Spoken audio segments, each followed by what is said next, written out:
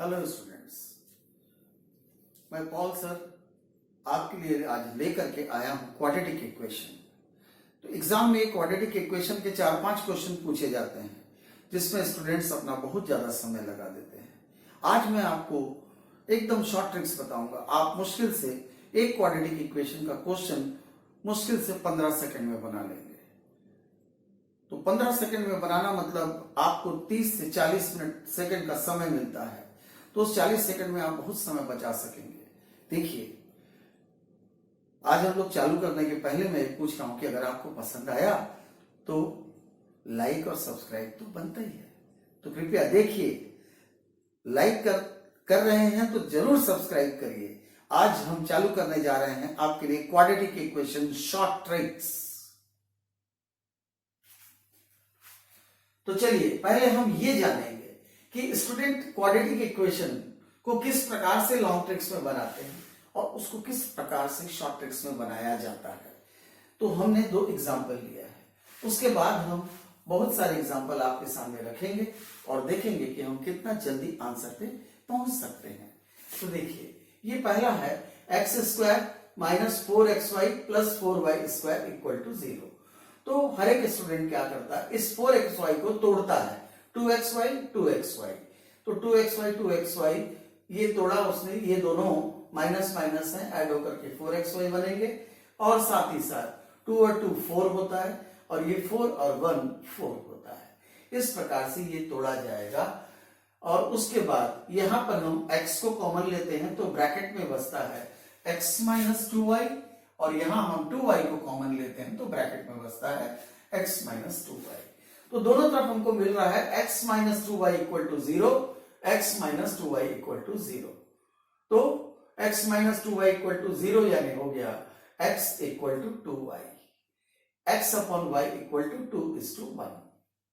ये हुआ। अब देखिए इस दूसरे क्वेश्चन को देखते हैं, उसके बाद मैं आपको शॉर्ट ट्रिक्स बताता हूं। ये जैसे क्वेश्चन है 5x², 13xy और 6y²।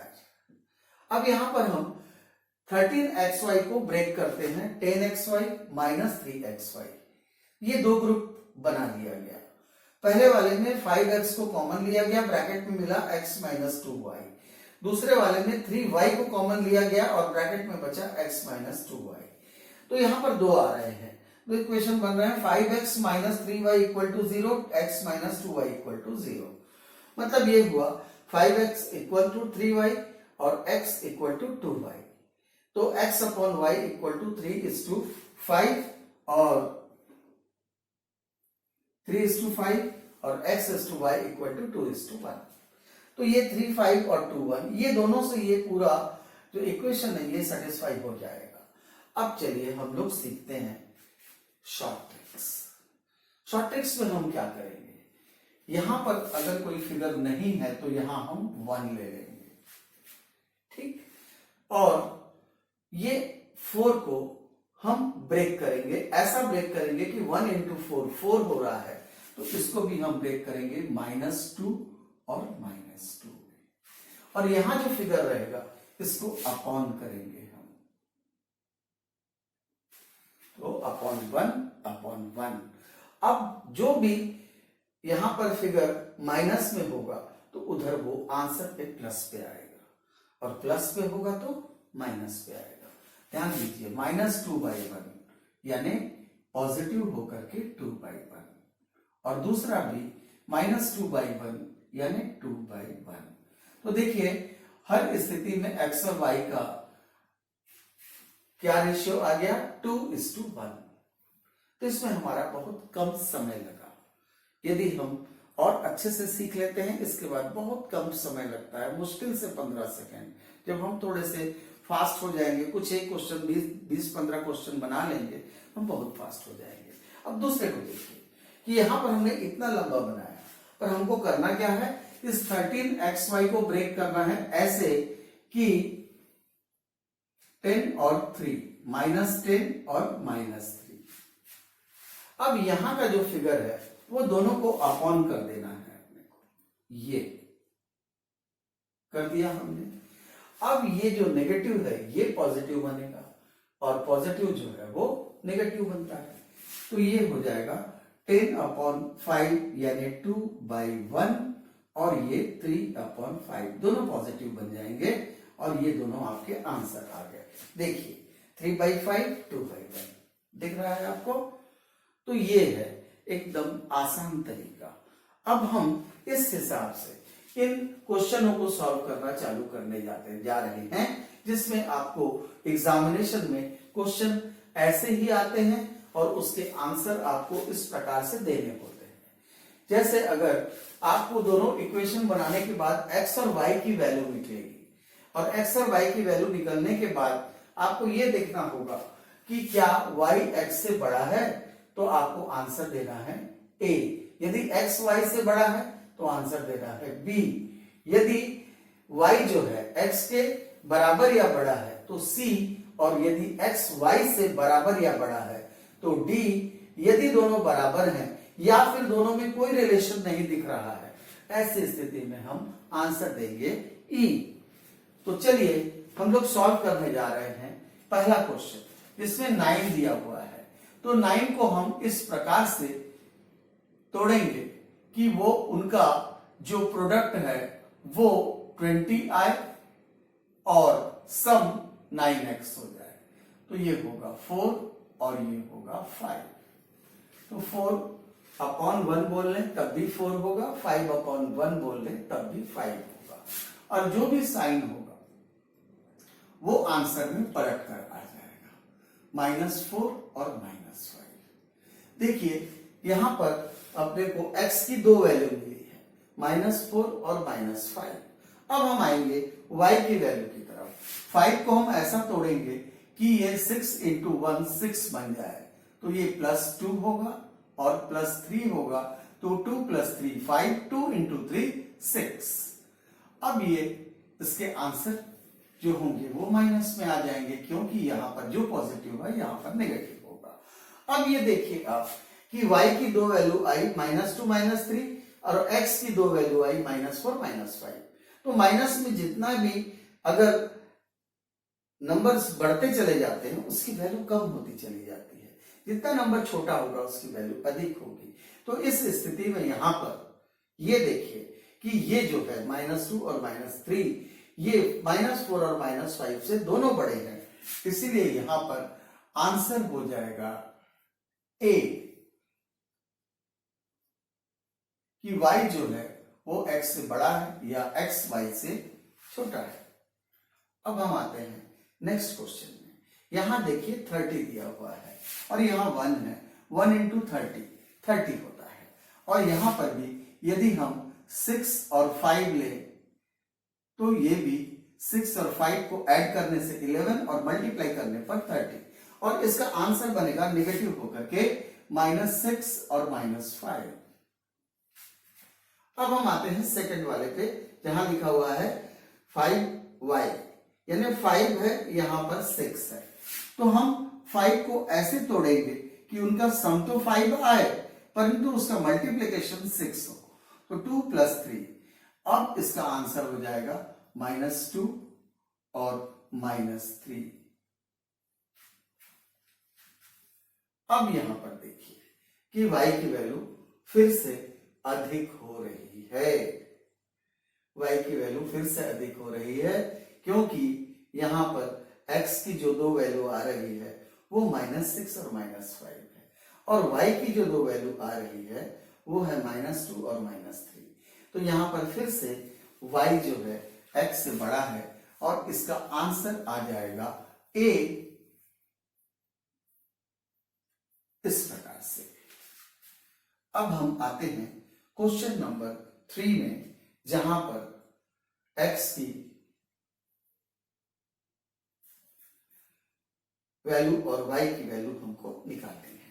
तो पहले हम इसको ठीक से लिख लें, x² + 29x + 210 = 0। ठीक उसी प्रकार से y² + 28y + 195 = 0। ये -210 और -195 को हम अंदर लेकर आ गए। अब यहां पर 1 है और यहां पर 210 है, तो 29 को हम ऐसा तोड़ेंगे कि इन दोनों का सम जो है वो 29 होगा, पर मल्टीप्लीकेशन 210 होगा, तो वो होगा 14 और 15। तो 14 इंटू 15 करने से इनका सम भी हमको 29 मिल रहा है, इनका मल्टीप्लीकेशन जो है वो 210 मिल रहा है। तो यहां पर जो ये पॉजिटिव है, जब आंसर पे आएगा तो नेगेटिव बन के आएगा -14 और -15। अब देखिए आप यहां पर ये 28 है, यहां 1 है, 1 इंटू 195, तो 28 को हम ऐसे तोड़ेंगे कि उनका सम जो है वो 28 आए और उनका प्रोडक्ट जो आए वो 195 आए। तो 13 और 15 इनको जोड़ने से 28 मिला और इनको मल्टीप्लाई करने से 195 मिल रहा है। तो देखिए अब यहां पर ये 13 माइनस हुआ और 15 भी माइनस हुआ। तो ये देखें आप कि जो 15 है ये दोनों तरफ बराबर आ रहा है, परंतु जो 13 की वैल्यू है वो 14 से बड़ी है। मैंने आपको बोला था कि माइनस में जितना कम होते जाएगा उसकी वैल्यू बढ़ेगी, इसलिए -13 इज ग्रेटर देन -14। तो यहां स्थिति यह बन रही है कि y या तो x के बराबर है या फिर x से बड़ा है। ऐसी स्थिति में आप उधर देखिए, आपको आंसर मिलेगा सी में लिखा है कि y इज आइदर इक्वल और ग्रेटर देन टू x।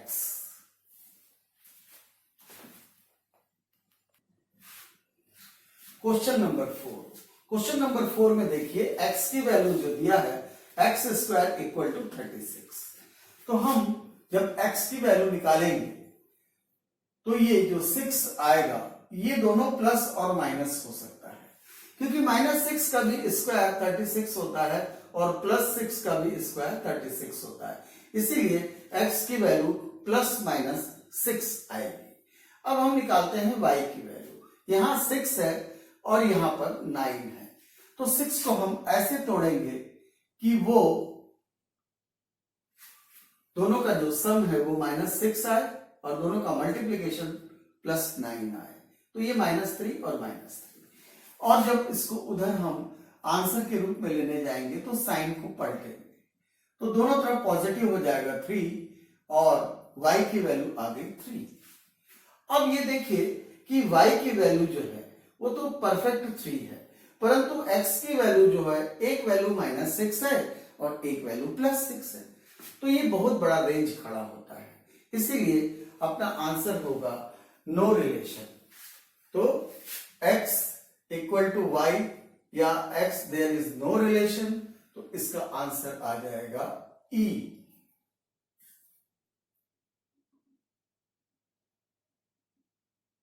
क्या आ जाएगा? No relation. अब हम आते हैं क्वेश्चन नंबर 5 पे।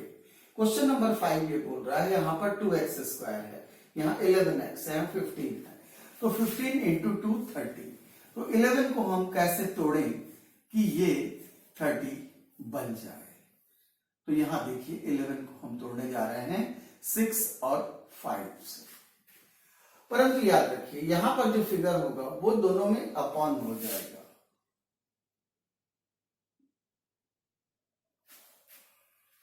अब ये जब आंसर की तरफ जाएंगे तो पॉजिटिव है तो नेगेटिव बन जाएंगे, मतलब -6/2, यानी ये आंसर होगा -3 और ये -5/2, मतलब आंसर होगा -2.5।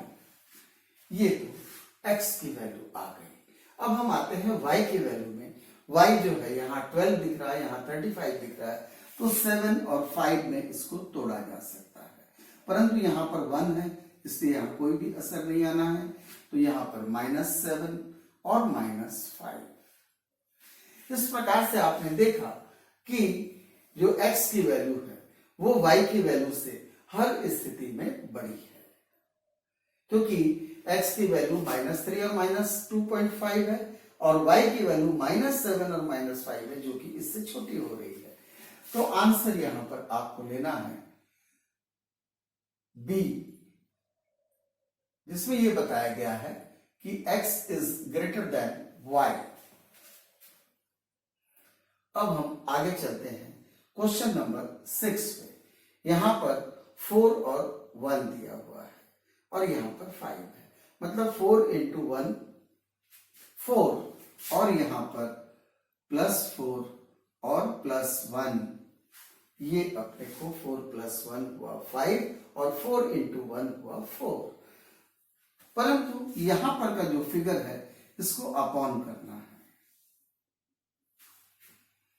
अब ये जो पॉजिटिव है इधर नेगेटिव बन के आएगा, तो +4/4 यानी ये -1 बनेगा और ये 1/4 मतलब 0.25, ये भी माइनस बनेगा। अब यहां देखिए कि और x की वैल्यू अपने को मिल गई -1 और -0.25। अब हम आएंगे y की वैल्यू। यहां पर 2 6 12 है, तो यहां पर हम 4 3 12 कर लेते हैं, तो 4 + 3 7 और 4 3 6 इंटू 2 12। अब यहां पर देखिए जो 2 है इसको हम अपॉन में ले लेंगे और ये 4/2 मतलब आंसर आ जाएगा -2 और ये 3/2 मतलब माइनस आ जाएगा 1.5। तो यहां आप दोनों फिगर को देखिए तो x की जो वैल्यू है वो दोनों स्थिति में y की वैल्यू से अधिक दिखाई दे रही है, बड़ी दिखाई दे रही है। तो जब x की वैल्यू y की वैल्यू से बड़ी होती है तो आंसर हम लेते हैं B, जो कहता है x is greater than y। अब हम आते हैं क्वेश्चन नंबर 7 में, जिसमें यहां पर 2 और 15 का जो मल्टीप्लिकेशन है वो 30 है, तो 11 को भी हमको 30 लेकर के आना है। तोड़ना इस तरीके से है कि -6 और -5 -11 होता है और -6 इंटू -5 15 इंटू 2 30 होता है। तो दोनों क्राइटेरिया सेटिस्फाई हो रहे हैं, परंतु इसको हमें अपॉन करना होगा और इनकी वैल्यू नेगेटिव से पॉजिटिव हो जाएगी 3 और 2.5। अब हम आते हैं y की वैल्यू में। y कहता है 2 और 28 56, तो 15 को हम कैसे तोड़ें कि ये भी दोनों का टोटल 15 हो और दोनों को मल्टीप्लाई करने पर 28 आए, तो -8 और -7 और यहाँ पर हमको अपॉन 2 करना पड़ेगा क्योंकि ये यहाँ पर जो बैठा हुआ है इसको हमें हमेशा अपॉन 2 करना पड़ेगा। तो ये हो जाएगा +4 और ये +3.5। अब यहां देखिए कि y की जो वैल्यू है, दोनों वैल्यू x की दोनों वैल्यू से बड़ी है ना, क्योंकि ये 3 है तो ये 3.5 है, ये 2.5 है तो ये 4 है, तो दोनों वैल्यू जो है y की इससे बड़ी है, इसीलिए आंसर आ जाएगा A कि y is greater than x। चलिए अब हम आते हैं अगले क्वेश्चन में। ये है √x - √6/√x = 0। अब हम यहां पर √x को एलसीएम में ले लेंगे और ये आ जाएगा √x का स्क्वायर माइनस √x √6 = 0। अब ये देखिए कि ये इधर जाकर के जब मल्टीप्लाई होगा तो 0 बन जाएगा और x में जो स्क्वायर और रूट एक दूसरे को साफ कर लेंगे, कैंसिल कर लेंगे और x की वैल्यू आ जाएगी √6। तो x की वैल्यू तक हम पहुंच गए कि x की वैल्यू √6 है। अब हम y की वैल्यू पर आते हैं, तो y = 6⁻²/3। तो हम 6 को अगर रूट लगा करके स्क्वायर ले तो वैल्यू वही की वही आ रही है और इंटू 2/3 कर दे।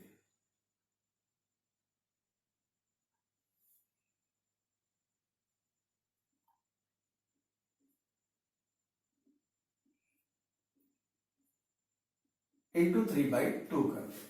अब क्या होगा कि ये दोनों कट गए, √2 अब हमारे पास बच रहा है y³ बराबर √6 का क्यूब, यानी y बराबर हो गया √6। तो यहां देखिए आप कि x बराबर भी √6 आया और y बराबर भी √6 आया। तो हमारा आंसर यहां पर हो जाएगा E,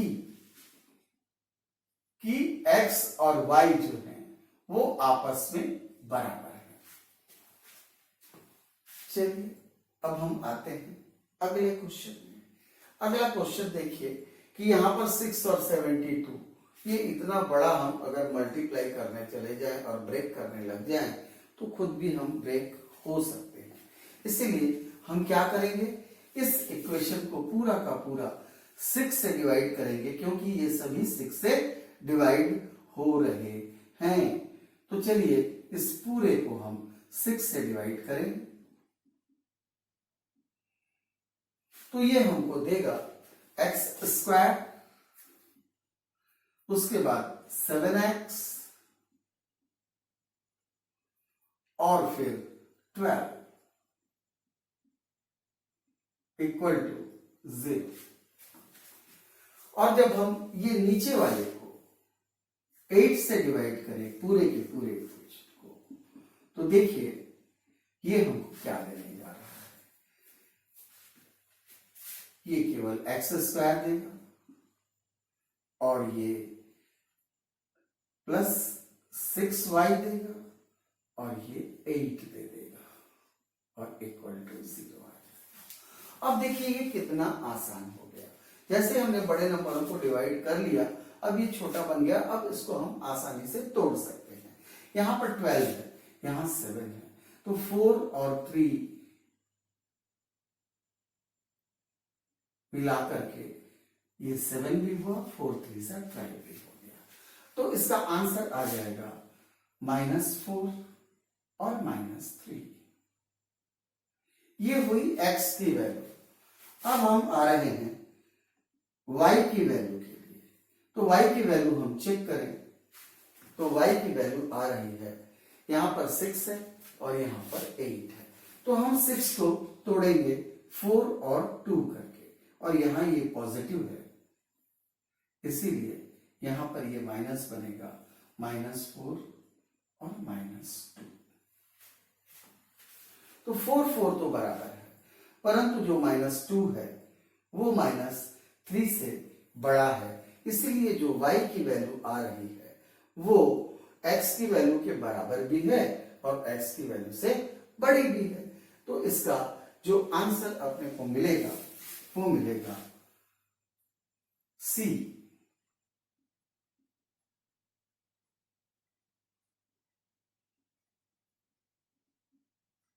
कि y x के बराबर या उससे बड़ा है। तो अब हम आते हैं 10th नंबर के क्वेश्चन में, जो कि हमारा आखिरी क्वेश्चन है इस क्वाड्रेटिक इक्वेशन का, कि यहां पर 4 और यहां 80 36, तो हम इसको तोड़ेंगे, हम इसको डिवाइड करेंगे पूरे के पूरे इक्वेशन को 4 से। तो 4 से डिवाइड करने पर देखेंगे हम कि ये x² मिला, उसके बाद 36 के जगह में ये 9x आ गया और 80 के जगह में 20 मिल गया इक्वल टू 0। ठीक उसी प्रकार से ये पूरे के पूरे इक्वेशन को हम 7 से डिवाइड करेंगे, तो ये मिला y² और ये जब 7 से डिवाइड हुआ तो 7y, और ये 84 7 से डिवाइड हुआ तो 12 इक्वल टू 0। अब देखिए हम कि x की वैल्यू क्या होगी और y की वैल्यू क्या होगी। जब कभी भी आपको बड़े बड़े नंबर दिखाई दें, आप जरूर समझ लीजिएगा कि वो किसी न किसी नंबर से पूरे के पूरे नंबर एक साथ डिवाइड होंगे और आपके काम को आसान कर देंगे। तो यहां देखिए 9 है, 9 को हम ऐसा तोड़ेंगे कि वो 20 आ जाए, तो 4 और 5 होता है, जो कि दोनों तरफ पॉजिटिव है। आंसर में जब ये आएगा तो ये नेगेटिव बनकर आएगा, -4 और -5। ठीक उसी प्रकार से नीचे 7 है और यहाँ 12 है, तो 4 प्लस 3 7 हुआ और 4 इंटू 3 12 हो गया। तो 4 और 3 मतलब -4 और -3। अब ये देखिए एक 4 तो बराबर है, परंतु दूसरा जो है वो उससे y का जो वैल्यू है 3 -3 ये -5 से बड़ा है, इसलिए ये आपका आंसर आएगा C, यानी कि y x से बराबर या x से बड़ा है। तो देखा आपने कि क्वाड्रेटिक इक्वेशन को हम बहुत आसानी से बना सकते हैं, बहुत कम समय लेता है ये, है ना। और यदि हम थोड़ा सा और इसको किसी को अगर समझाना ना पड़े और केवल अपने लिए आपको बनाना पड़े तो एक इक्वेशन बनाने में हार्डली 15 सेकंड का समय लगता है। आप बहुत अच्छे से समझ चुके हैं। आपको यदि बहुत अच्छा लगा हो तो लाइक और सब्सक्राइब तो बनता है ना। तो आप हमारे यहाँ क्लासेस भी ज्वाइन कर सकते हैं। paulsaracademy.com में जाइए, अपने आप को रजिस्टर करिए और हमारी क्लास बहुत ही इकोनॉमी रेट में, जिसमें आपको लाइव क्लासेस मिलेंगी और जो लाइव क्लासेस है उसकी वीडियो मिलेगी, संपूर्ण मटेरियल मिलेगा, ऑनलाइन टेस्ट मिलेंगे, वीकली टेस्ट मिलेंगे, बहुत सारी फैसिलिटीज के साथ आप आइए, पॉल सर एकेडमी ज्वाइन करिए।